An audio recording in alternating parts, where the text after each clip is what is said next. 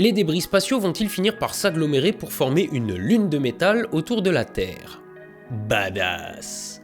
Mais non. Prenons l'exemple des débris spatiaux en orbite haute. Ils sont nombreux à notre échelle, certes, mais trop peu nombreux quand même, simplement pour qu'on les voie. En effet, ils ne forment pas d'anneaux. Leur densité est trop faible pour espérer les voir s'agréger. Bon, mais alors, allons voir plus près de nous, en orbite basse, là où c'est le bordel et qu'il y a des débris partout. Alors, certes, il y en a beaucoup plus, mais toujours trop peu.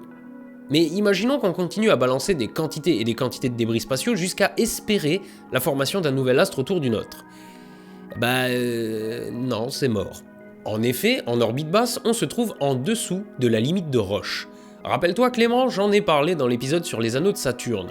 En dessous d'une certaine altitude, les forces de marée sont tellement intenses que n'importe quel objet un peu trop gros se voit étiré dans tous les sens puis disloqué, donnant naissance à un anneau. Donc une lune de métal, non, c'est impossible. Par contre, un anneau, ouais, ça serait envisageable. Mais ça demanderait l'envoi de tellement de débris en orbite qu'il serait du coup impossible, d'y aller pour en balancer d'autres. Donc, même là, ça marche moyen. Mais bon, reparlons une minute du projet Westford qui, en 1965, a consisté à éparpiller 480 millions d'aiguilles de cuivre autour de la Terre afin de former un anneau reflétant les communications radio.